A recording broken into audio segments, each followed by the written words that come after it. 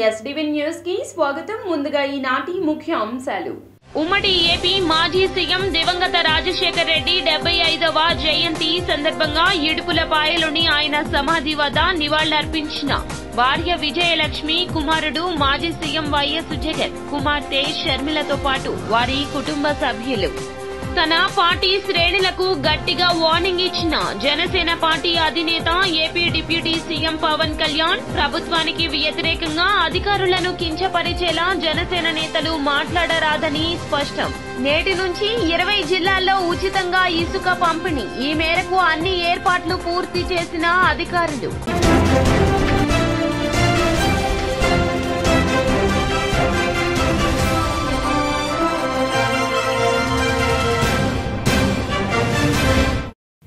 ఇక డీటెయిల్స్ చూస్తే ఉమ్మడి ఏపీ మాజీ ముఖ్యమంత్రి దివంగత వైఎస్ రాజశేఖర్ రెడ్డి 75వ జయంతి సందర్భంగా ఇడుపులపాయలోని సమాధి వద్ద కుటుంబ సభ్యులు ఘన నివాళులర్పించారు. భార్య విజయలక్ష్మి, కుమారుడు మాజీ సీఎం వైఎస్ జగన్, కుమార్తె షర్మిలతో పాటుగా వారి కుటుంబ సభ్యులు తండ్రికి నివాళులర్పించారు. తొలుత విజయలక్ష్మి వైఎస్ఆర్ ఘాట్కు చేరుకోగా ఆ తర్వాత జగన్, షర్మిల చేరుకున్నారు. మొదట కుమారుడు జగన్మోహన్ రెడ్డి తల్లి విజయలక్ష్మితో కలిసి నివాళులర్పించారు. చివరగా కుమారుణ్ణి చూసి ఒక్కసారిగా ఆమె కన్నీళ్లు పెట్టుకున్నారు. జగన్ తన తల్లిని హత్తుకుని ఓదార్చే ప్రయత్నం చేశారు. విజయలక్ష్మి మాత్రం జగన్ను చూసి భావోద్వేగానికి గురయ్యారు. ఇటీవల జరిగిన ఎన్నికల్లో వైసీపీ ఘోర పరాజయం తర్వాత బహిరంగంగా విజయలక్ష్మి, జగన్ కలుసుకోవడం ఇదే తొలిసారి. తన నైజం, ఇచ్చిన మాట, చేసిన వాగ్దానంలో భాగంగా మొదటి సంతకం అన్నదాతల కోసం చేసి అగ్రనేతగా నిలిపింది. ఆరోగ్యాన్ని నిలిపేందుకు ఆరోగ్యశ్రీ తెచ్చి అభినవ ధన్వంతరిని చేసి కరువుతో కన్నీరు కార్చి దాహార్త భూమికి జలయజ్ఞంతో దాహం తీర్చి అఖండ ఖ్యాతిని, భగీరథుడు అనే బిరుదుని ఇచ్చి ప్రజల ఆనందం, రాజన్న రాజ్యపాలన. జనసేన అధినేత ఉప ముఖ్యమంత్రి పవన్ కళ్యాణ్ తన పార్టీ శ్రేణులకు గట్టిగా వార్నింగ్ ఇచ్చారు. అభివృద్ధి క్షీణ దశకు చేరి ప్రభుత్వ వ్యవస్థలు అన్ని అస్తవ్యస్తమై ఉన్న స్థితిలో ఏపీ పాలనా పగ్గాలు చేపట్టిన ఎన్డీఏ కూటమి ప్రభుత్వానికి జనసేన శ్రేణులు అన్ని వెన్నుదన్నుగా నిలవాలన్నారు. పార్టీకి చెందిన ఏ ఒక్కరూ ప్రభుత్వానికి, అధికారులకు వ్యతిరేకంగా మాట్లాడొద్దన్నారు. రాష్ట్రాభివృద్ధి, ప్రజా సంక్షేమమే ధ్యేయంగా ప్రభుత్వం పనిచేస్తున్న తరుణంలో పార్టీ నియమ నిబంధనలు ఉల్లంఘించి ప్రభుత్వానికి వ్యతిరేకంగా జనసేన పార్టీలో ఎవరూ మాట్లాడినా, అధికారుల పనితీరును బలహీనపరిచేలా మాట్లాడినా, నిరాధార ఆరోపణలు చేసినా కఠిన చర్యలు తీసుకుంటామన్నారు.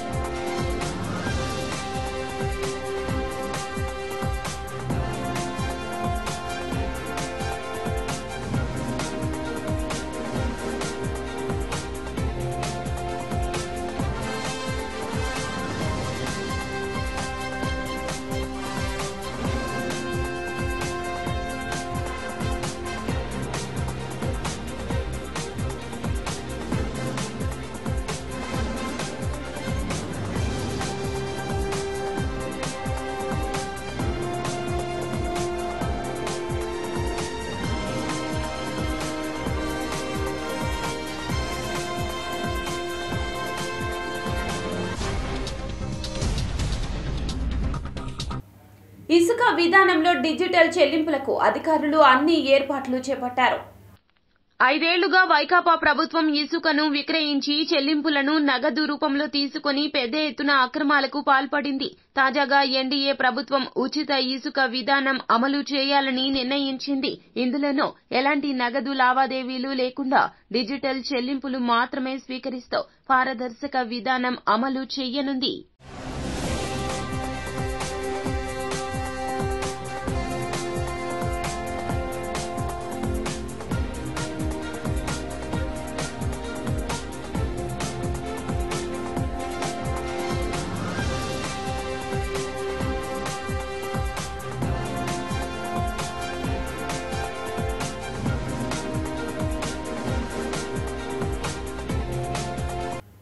అసలైన ప్రజానాయకుడు వైఎస్ఆర్ అని కాంగ్రెస్ అగ్రనేత రాహుల్ గాంధీ వెల్లడించారు.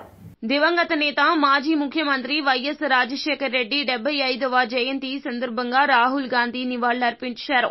వైఎస్ఆర్తో తమకున్న అనుబంధాన్ని ఈ సందర్భంగా కాంగ్రెస్ అగ్రనేత గుర్తు చేసుకున్నారు. ఎల్లప్పుడూ ప్రజల కోసమే బ్రతికిన నాయకుడు వైఎస్ఆర్ అంటూ కొనియాడారు. Today is Rajashekhar Reddy ji's birthday.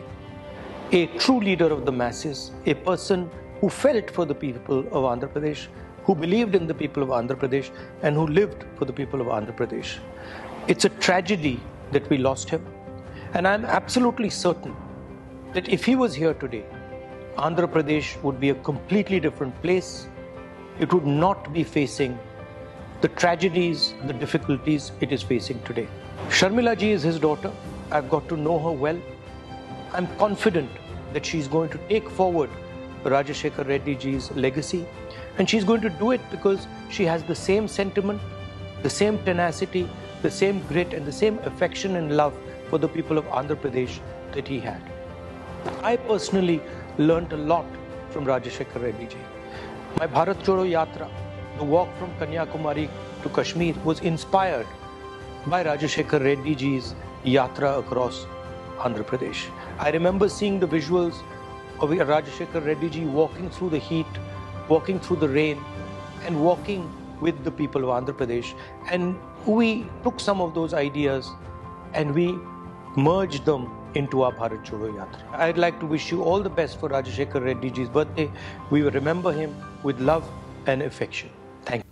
బాబు జగజ్జీవన్ రామ్ సేవలు అనిర్వచనీయమని ఏపీ ఎంఆర్పీఎస్ నేతలు వెల్లడించారు.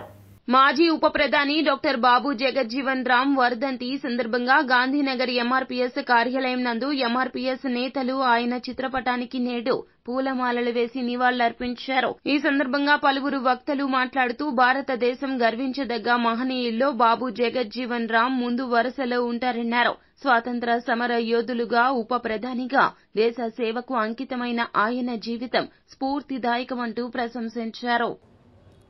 ఎంఆర్పీఎస్ ఆవిర్భావ దినం. ఎంఆర్పీఎస్ ఇప్పుడు ఆవిర్భవించి 30 సంవత్సరాలు పూర్తి అవుతున్న సందర్భంగా ఈరోజు అన్ని గ్రామాల్లో మండలాల్లో ఈ జెండా ఆవిష్కరణ అనేది జరుగుతుంది. తదనంతరం ఈదుమూడి ఎంఆర్పీఎస్ పురిటిగడ్డ అయినటువంటి ఈదుమూడిలో ఒంగోలు జిల్లాలో అక్కడ మాదిగ జాతర ఉంది. దానికి కూడా ఇక్కడ నుంచి తరలి వెళ్తున్నాం. 50 సంవత్సరాల స్వతంత్ర పోరాటంలో రిజర్వేషన్ని ప్రభుత్వం అమలుపరిచినప్పటికి కూడా ఆ రిజర్వేషన్ అనేది ఎస్సీ రిజర్వేషన్ అనేది అన్ని కులాలకు సమాన న్యాయం జరగకుండా ఒకే కులం అనుభవించడం ద్వారా ఆ ఎస్సీల్లో ఉన్నటువంటి అత్యధిక జనాభా కలిగిన 70 లక్షల జనాభా కలిగిన మాదిగులు నష్టపోవడం వల్ల మరి ఈ రిజర్వేషన్ ఎంతకాలం సాగినా కూడా ఒకే కులానికి మాల కులస్తులకు మాత్రమే ఉపయోగపడుతుంది. కాబట్టి జనాభా నిష్పత్తి ప్రకారం అన్ని కులాలకు న్యాయం జరగాలి, ఎస్సీలో ఉన్నటువంటి 59 కులాలకు న్యాయం జరగాలనేటువంటి ఒక లక్ష్యంతో జనాభా నిష్పత్తి ప్రకారం ఏబిసిడీలుగా వర్గీకరించి వారి వారి వాటాలను వాళ్ళకి పంచాలనేటువంటి లక్ష్యంతో ఆ రోజు మరి 94 జూలై 7వ తారీఖున ఇది ఈదుమూడిలో ప్రారంభించడం జరిగింది. దీనికి 30 సంవత్సరాలుగా ఈ పోరాటం జరుగుతూనే ఉంది. ఇంకా వర్గీకరణ మధ్యలో కొంతకాలం అయినప్పటికీ కూడా మళ్ళీ మాలకు సుప్రీంకోర్టుకి వెళ్ళి దాన్ని ఆపటం జరిగింది. మళ్ళీ ఇది కోర్టులో ప్రాసెస్లో ఉంది. ఇది రిజర్వ్లో ఉంది. ఆర్గ్యుమెంట్స్ జరిగినాయి. అది తొందరగా ఆర్గ్యుమెంటుకి అనుకూలంగా మరి ఆర్గ్యుమెంట్ కూడా దాదాపుగా మాదిగులకు అనుకూలంగా వాదన జరగడం జరిగింది. మాదిగ రిజర్వేషన్ పోరాట సమితి స్థాపించి 30వ సంవత్సర ఆవిర్భావ దినోత్సవం జరుపుకోవడం జరుగుతూ ఉంది. 94వ సంవత్సరంలో కేవలం మాదిగలు మాదిగ ఉపకులాలకు అన్యాయం జరుగుతుందని కేవలం కుల ప్రాతిపదికన మీద కుల సంఘంగా పెట్టినటువంటి ఎంఆర్పీఎస్ ఈరోజు భారతదేశంలోనే అతిపెద్ద కుల సంఘంగా పేర్కొనబడిందని చెప్పి తెలియజేసుకుంటా ఉన్నాను. ఈ 30 ఏళ్ల కాలంలో ఎంఆర్పీఎస్ కులం కోసం కాకుండా సామాజిక న్యాయం వైపు నడిచిందని చెప్పి తెలియజేస్తూ ఉన్నాం. ఇవాళ అనేక ప్రభుత్వాలు 2 ప్రభుత్వాలు తెలుగు రాష్ట్రాల్లో వృద్ధుల వేతనాలకి పెన్షన్ వస్తుందంటే మాదిగ రిజర్వేషన్ పోరాట సమితి చేసినటువంటి పోరాట ఫలితం అని తెలియజేస్తూ ఉన్నా. ఈ రోజున 2 రాష్ట్రాల్లో కాదు భారతదేశంలోనే మోడీ గారు ఆరోగ్యశ్రీని స్థాపించారంటే మాదిగ రిజర్వేషన్ పోరాట సమితి పోరాటం చేసిన తర్వాత అని చెప్పి తెలియజేస్తూ ఉన్నాం.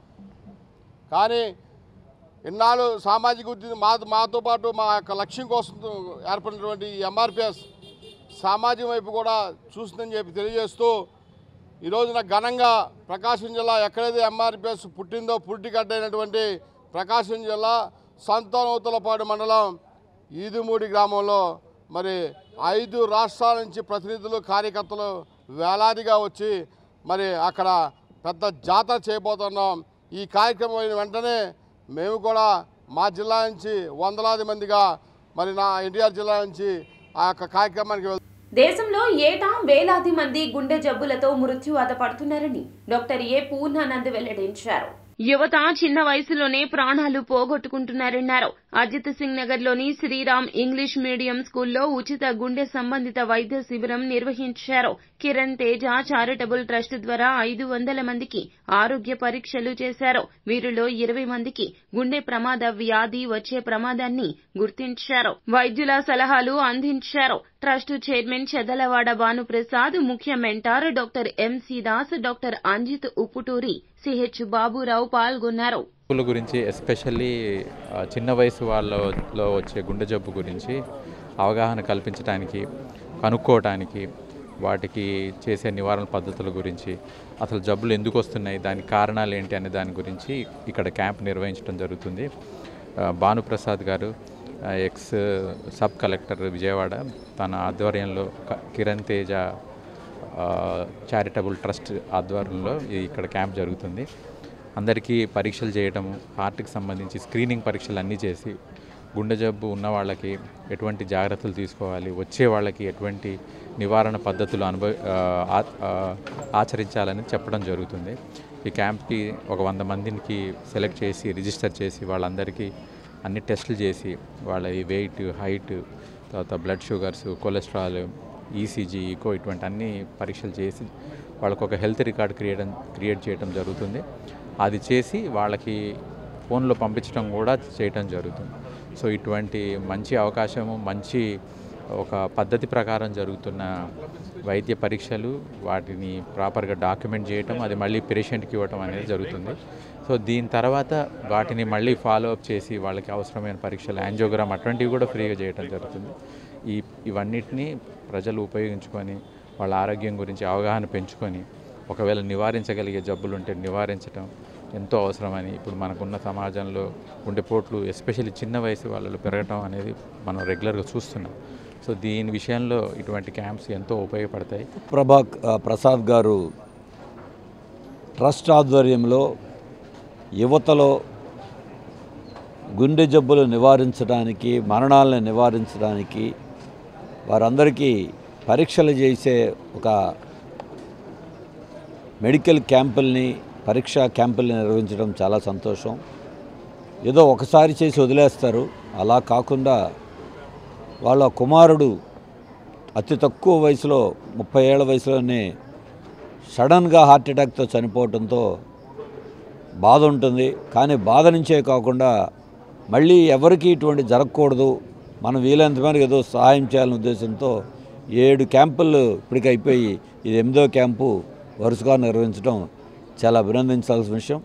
ఇటువంటి మరి ఈ రోజున యువతలో ప్రత్యేకించి ఆరోగ్యము, వ్యాయామము ఇటువంటి విషయాల్లో చైతన్యం కూడా కావాలి, జాగ్రత్తలు కూడా తీసుకోవాలి. ప్రభుత్వాలు కూడా ఇది అన్ని విధాల ఈ స్వచ్ఛంద సంస్థలని, ట్రస్టులకి సహకారం అందించాలని. సింగ్ నగర్లో ఈ శ్రీరామ్ ఇంగ్లీష్ మీడియం స్కూల్లో కిరణ్ తేజ చారిటబుల్ ట్రస్ట్ వారి ద్వారా స్థాపించబడిన యంగ్ హార్ట్ ఫౌండేషన్ సంబంధించి ఉచిత గుండె సంబంధిత పరీక్షా శిబిరం ఇక్కడ నిర్వహించడం జరిగింది. అంటే cardiac health check camp, free cardiac health check camp ఇక్కడ నిర్వహించడం జరిగింది. దీనిలో సుమారు 100 మంది పైన ఈ చుట్టుపక్కల సింగ్ నగర్ వాసులు వచ్చి ఈ పరీక్షలకు హాజరవడం జరిగింది. ఇది ముఖ్యంగా ఈ ట్రస్ట్ ఏర్పాటు చేయడానికి కారణం యంగ్ పీపుల్లో 30 నుంచి 45 సంవత్సరాల వయసు ఉన్న పీపుల్లో ఎక్కువగా heart attack, silent heart attacks వచ్చి చనిపోవడం మూలాన చాలా కుటుంబాల్లో చాలా ఇబ్బందికరమైన పరిస్థితులు, ఆ కుటుంబానికి విపరీతమైన నష్టం జరుగుతుంది. కాబట్టి ఇలాంటి వాటిని నివారించడానికి ఒకటే మార్గం ముందుగా స్క్రీనింగ్ చేయటం, అంటే వాళ్ళకి ఉచితంగా పరీక్షలు నిర్వహించి గుండె జబ్బు ఉందో లేదో తెలియజేయటం ముఖ్యమనే ఉద్దేశంతో ఈ ఫౌండేషన్ స్థాపించడం జరిగింది. ఇది 8వ క్యాంపుగా, ఈ విజయవాడలో 8వ క్యాంపుగా నిర్వహించడం జరిగింది. దీనికి డాక్టర్ పూర్ణానంద్ గారు కార్డియాలజిస్ట్ చీఫ్ గెస్ట్గా రావడం, ఈ కార్యక్రమం అందరూ కూడా విజయవంతం చేయడం జరిగింది. కిరణ్ తేజ చారిటబుల్ ట్రస్ట్ వారు ఈరోజు ప్రజల ఆరోగ్యం కాపాడటం కోసం ఈ క్యాంపు నిర్వహిస్తున్నారు. ముఖ్యంగా తెలుసుకోవాల్సింది ఏమిటంటే మన శరీరంలో ఏమిటి, మన బీపీ ఎంత ఉంది, మన షుగర్ ఎంత ఉంది, మన అలవాట్లు ఏమిటి, ఏ రకమైన గాలి పీలుస్తున్నాం, ఏ రకమైన నీళ్లు తాగుతున్నాం, ఏ రకమైన ఆహారం తీసుకుంటున్నాం, సో వ్యాయామం ఏమైనా చేస్తున్నామా, వేళకి నిద్రపోతున్నామా, ఇవి తెలుసుకోకపోతే ఏమవుతుందంటే గుండె జబ్బులకి బలైపోతారు. ప్రతి సంవత్సరం ప్రపంచంలో 1,79,00,000 మంది గుండెపోటుతో మరణిస్తారు. మన దేశంలోనే సుమారు 60,000 మంది గుండెపోటుతో మరణిస్తున్నారు. ముఖ్యంగా దయచేసి వినండి జాగ్రత్తగా, సైలెంట్ హార్ట్ అటాక్స్ అంటే నిశ్శబ్ద గుండెపోటు. అన్నీ బాగానే ఉంటాయి, నేను బ్రహ్మాండంగా ఉన్నాను, నేను తిరుగుతున్నాను, తింటున్నాను అంటున్నారు, కానీ సడన్గా ప్రతి సంవత్సరం ఇంద్రకీలాద్రిపై కొలువైన కనకదుర్గమ్మ వారికి ఆషాఢ సారే సమర్పించడం ఆనవాయితీగా వస్తుందని దేవి ఉపాసకురాలు తమ్మిన రవీనా వెల్లడించారు. చిట్టినగర్ మార్కెట్ వద్ద ఉన్న శ్రీ గంగాదుర్గ మారెమ్మ అమ్మవార్ల దేవస్థానం నుండి ఇంద్రకీలాద్రిపై కొలువైన కనకదుర్గమ్మ వారికి ఆషాఢ సారే సమర్పించే కార్యక్రమం జరిగింది. విజయవాడ దుర్గమ్మ గణాచారి సంఘం ఆధ్వర్యంలో దేవి ఉపాసకురాలు తమ్మిన రవీనా నేతృత్వంలో జరిగిన కార్యక్రమంలో మహిళా భక్తుల కోలాట ప్రదర్శన, కేరళ వాద్యకారుల వాయిద్యాలు, డప్పు వాయిద్యాలతో, గరడి సేవలతో అమ్మవారి సారెను ఊరేగింపుగా తీసుకెళ్లారు. చిట్టినగర్ కుండల మార్కెట్ నుండి చిట్టినగర్ సెంటర్ ఆంజనేయ వాగు బ్రాహ్మణ వీధుల మీదుగా కనకదుర్గమ్మ ఆలయానికి చేరుకుని సారెను సమర్పించారు.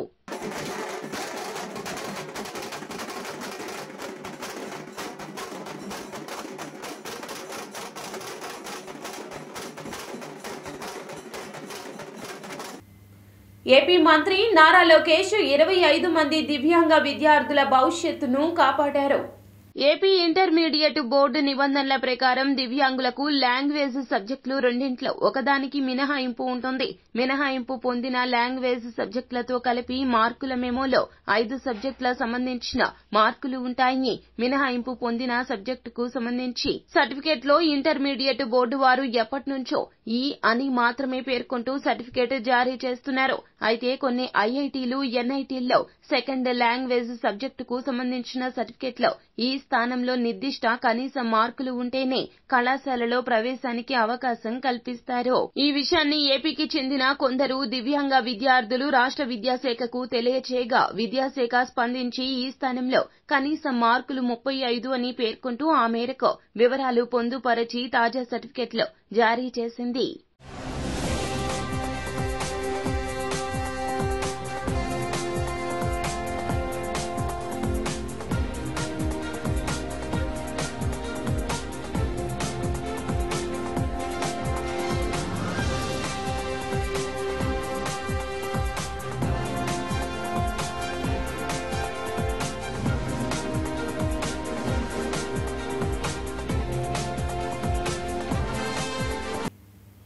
టైలర్లకు తెలుగుదేశం పార్టీ ఎల్లప్పుడూ అండగా ఉంటుందని ఎమ్మెల్యే గద్దె రామ్మోహన్ రావు హామీ ఇచ్చారు.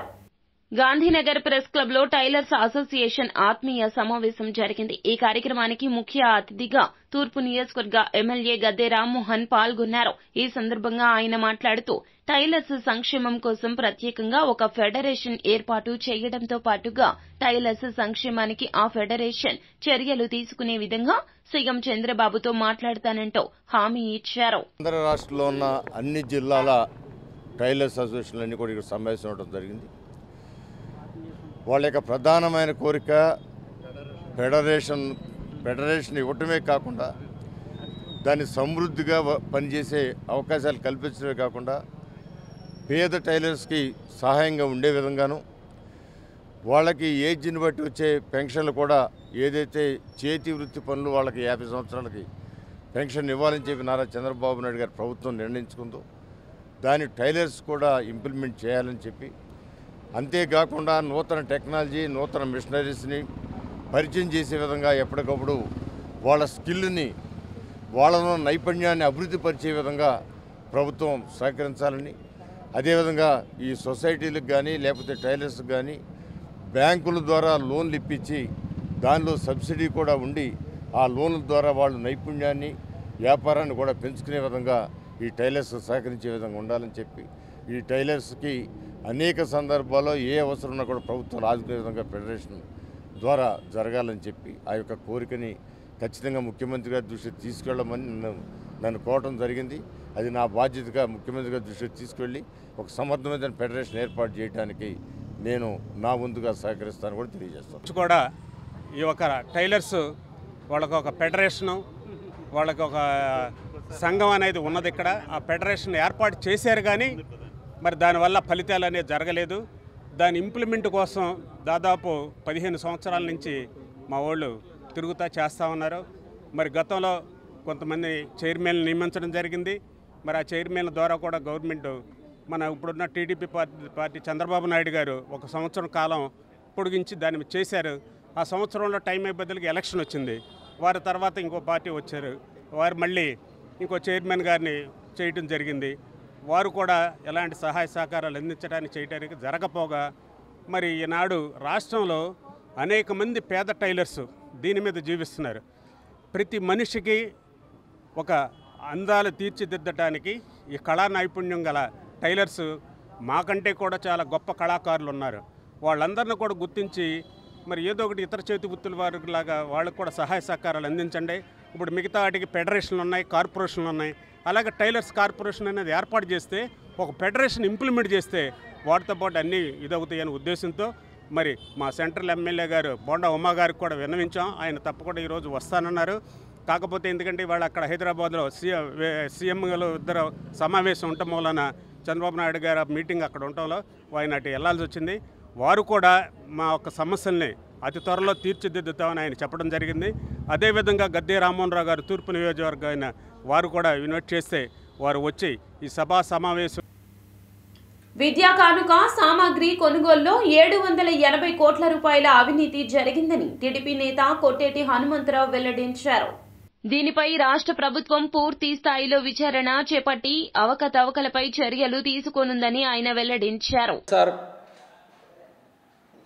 పార్టీ అధికారంలో ఉన్నప్పుడు అప్పటి విద్యాశాఖ మంత్రిగా ఉన్న బొత్స సత్యనారాయణ, ఆ విద్యాశాఖ ముఖ్య అధికారి ప్రవీణ్ ప్రకాష్ మరి కొంతమంది అధికారులతో కలిసి విద్యా కానుక సామగ్రి కొనుగోలు వ్యవహారంలో జరిగిన అవినీతి కుంభకోణంలో 782 కోట్ల రూపాయలు కుంభకోణం జరిగింది.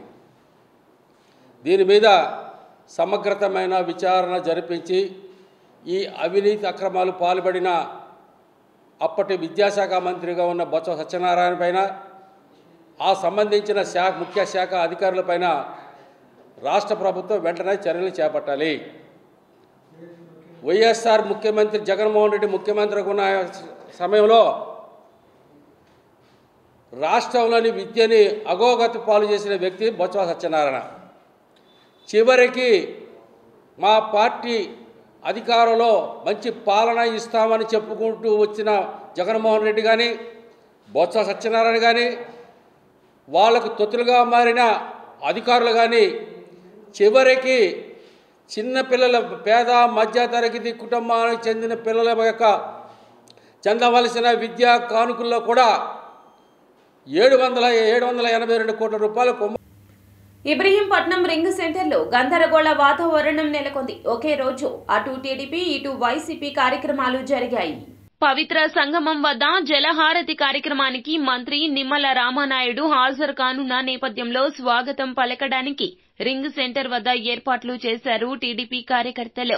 వైఎస్ రాజశేఖర రెడ్డి జయంతి సందర్భంగా మాజీ మంత్రి జోగి రమేష్ నివాళులర్పించేందుకు రింగ్ సెంటర్లోని గాంధీ బొమ్మ సెంటర్ వద్ద ఏర్పాట్లు చేసిన కార్యకర్తలు ఇంచుమించు ఒకే సమయానికి ఇరు పార్టీల కార్యక్రమాలు జరుగుతూ ఉండడంతో పోటాపోటీగా ఇరు పార్టీల కార్యకర్తలు హాజరు కావడంతో పోలీసులు అప్రమత్తమయ్యారు.